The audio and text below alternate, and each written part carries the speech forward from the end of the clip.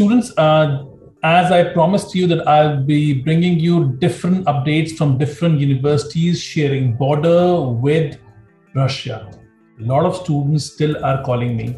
They are sending us messages about, is it safe to go to Baltic countries, or is it safe to go to Finland or Sweden? Because we all know that Sweden and Finland just applied for their NATO membership.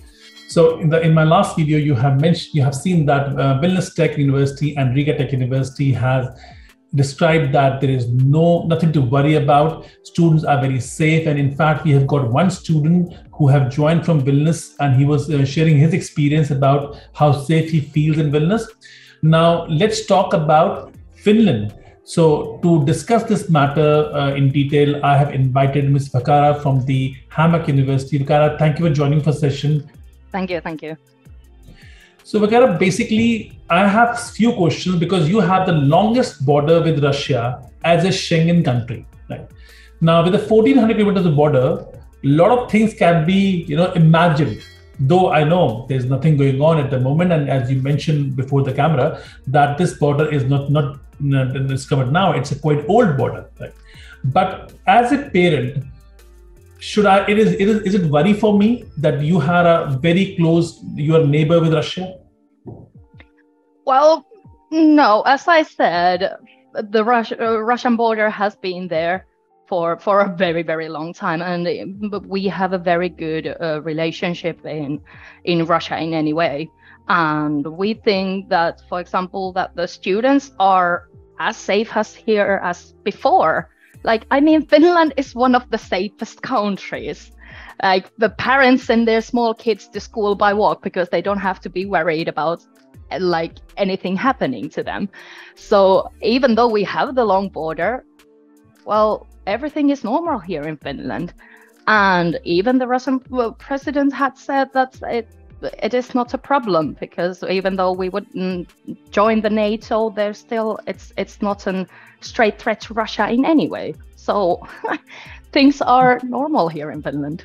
Good to know that, because specifically for Finland, the reason why people are more concerned, because you understand Finland allow to bring dependent children and dependent spouse as well, right?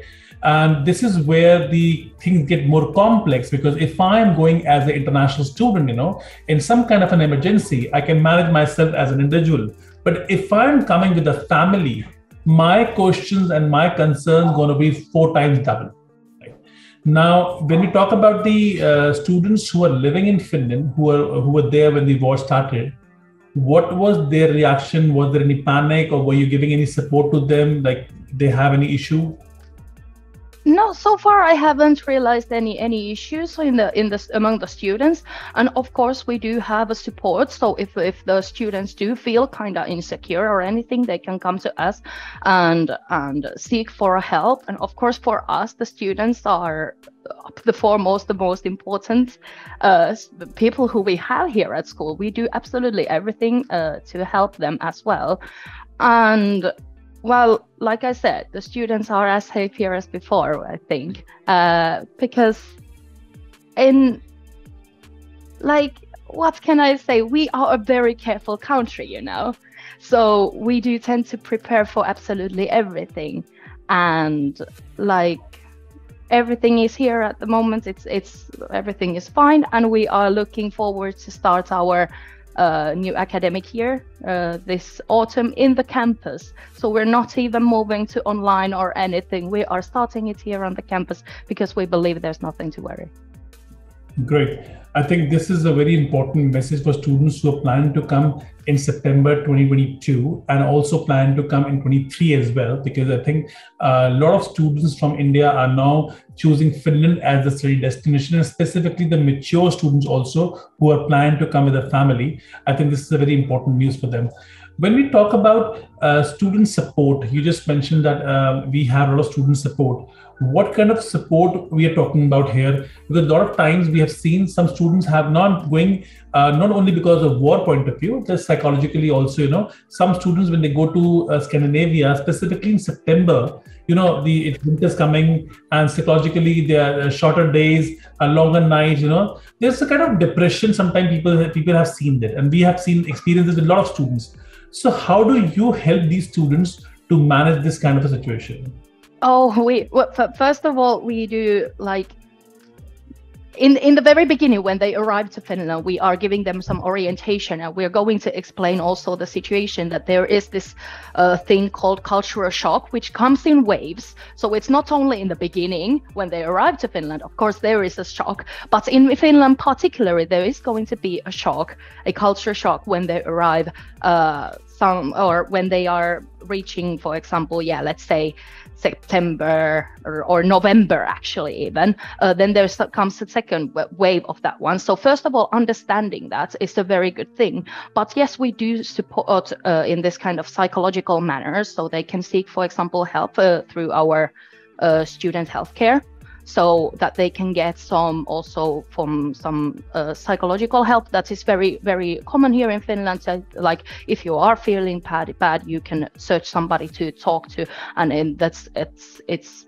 actually very, very, very common here, and to just give this kind of support. And it's very important, and we do understand it, because you're coming from a completely different country. It's not only the culture shock, but it's the whole life is going to change. So all the students are going through very, very big changes. So this kind of psychological and emotional support is something that we do have a professional for that one. Great.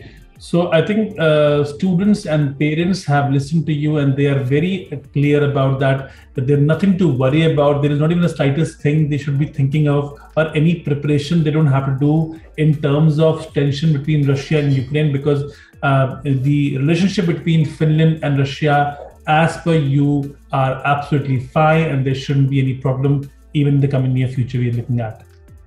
Yeah, at the moment everything is looking great, and we are really looking forward to start the new academic year. Great. So when students, if you are looking for studying in Finland, HAMK University of Applied Sciences basically offer bachelor degree programs, and they offer in the field of business and other engineering program as well. But they only have one intake, which is going to be September 2023. Correct me if I'm wrong. Do you have January intakes? No January intakes, unfortunately. I know people would love it, but so far no. A lot of students were actually asking me, and I asked this question intentionally because a lot of students are getting confused that there are certain programs available in other universities, and they're like, is there possibility to start in January also? But do you accept students with a credit transfer? So if I have got certain education in the past, let's say I've done my first year from India, and I want to transfer into the second semester, would you be allowing me to apply for January, like a credit transfer student? And not exactly. It doesn't work like that here at HAMK.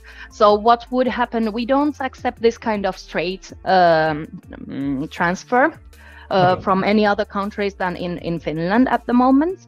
However, it would work that you first apply and be accepted here in Finland. Then you show your study credits to the study counselor and also the descriptions of the courses. And then he or she will make the decision whether you can get them credited or not. However, you should have to somehow prove that you are that you know all the things that you claim to know. So there would be some kind of a test or something like that. But this kind of straight transfer, no. But you could get some of your credits transferred, and in that way shorten your study time. But it's always when you are in Finland, only then. Yes. At the moment, that's how we are doing the things, because we want to make sure that our education, the quality is super and it's good. Therefore, we need to be really sure what are the studies that they have gone through previously, and do they match with the descriptions that we have? Do they match with the things that we teach? It could be that the qualification is really good, it's just not compatible with what we are doing. That's why we this is as it is at the moment. Super. Students, you have heard the statement about the security issue, and also to make you clear that we have an Indian embassy in Helsinki, for a very long time, and we hold a very strong relationship between India and Finland. So don't worry, apply for the next intake, and I'm sure you will enjoy your stay in Finland. Also, if you want to know the new rules which have come in force from 15th of April, I'm putting the link in the description box. You can see my video and you can understand what are the changes you can see under the new rules as compared to the old rules. Thank you so much for joining me for this session. Press the bell icon on the YouTube app and never miss another update.